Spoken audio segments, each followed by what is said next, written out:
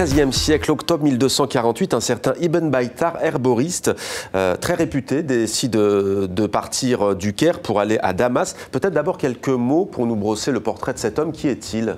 Alors d'abord, c'est un Andalou. Il vient de Malaga et comme beaucoup d'Andalous à cette époque, ils vivent des épisodes très complexes dans leur vie.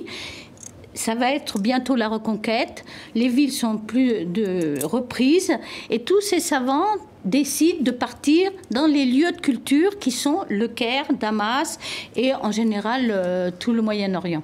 Ils partent souvent poussés en exil. Et on voit combien de ces savants sont des exilés. Et Ibn Baytar, c'est un exilé, mais c'est aussi un exilé qui va vers la science et vers la culture pour voir comment ça se passe dans les autres pays. Et on voit qu'il part jeune, il a 20 ans. Et au fait, il part en 1220, certainement.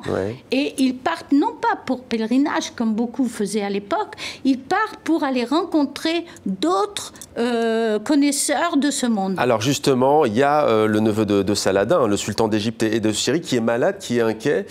C'est quoi le contexte? C'est les Mongols qui dévastent Bagdad? C'est l'Occident aussi qui lance la 9e croisade? Non, il part parce que c'est les sultans ayyoubides qui recevaient beaucoup tous les savants qui arrivaient de partout.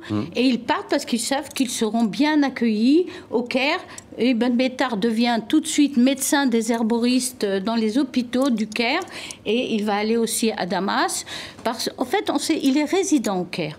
Mais on voit qu'il va commencer à parcourir tout l'Orient. Et pratiquement, on le voit, on ne sait pas exactement jusqu'où il est allé. Certains disent qu'il est allé presque jusqu'en Inde.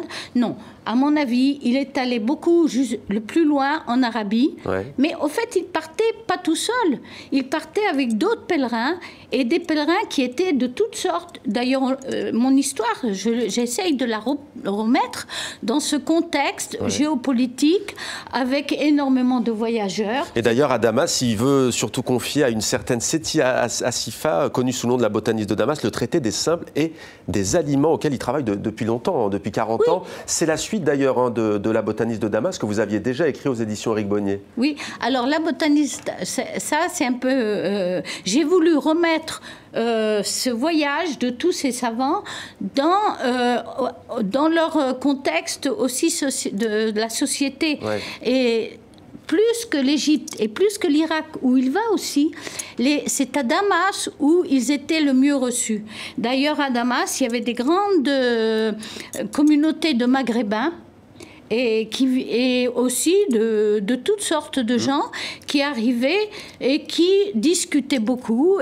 Et au fait, Ibn Baytar, il arrive à Damas quand il y a déjà Ibn Arabi qui habite là et qui est reçu par des familles. Ils sont reçus par des familles. C'est pour ça que c'était difficile d'imaginer comment poser Ibn Baytar, ce savant pharmacologue, botaniste, dans ce contexte. Simone Lafleur-El-Zakri, on voyage dans le temps. D'où vous vient cette passion pour le Moyen-Orient et notamment la Syrie, où vous avez enseigné d'ailleurs? Oui, oui, justement.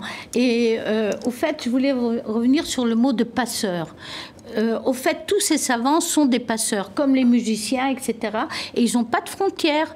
En fait, dans mon ouvrage à propos de l'Afrique, dans la botaniste de Damas, on voit arriver un ambassadeur du pays du Kanem.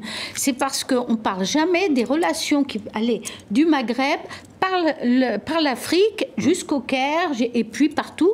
On a donc une histoire de passeurs. Alors, ma passion, elle vient justement du fait qu'il y a tous ces savants, tous ces...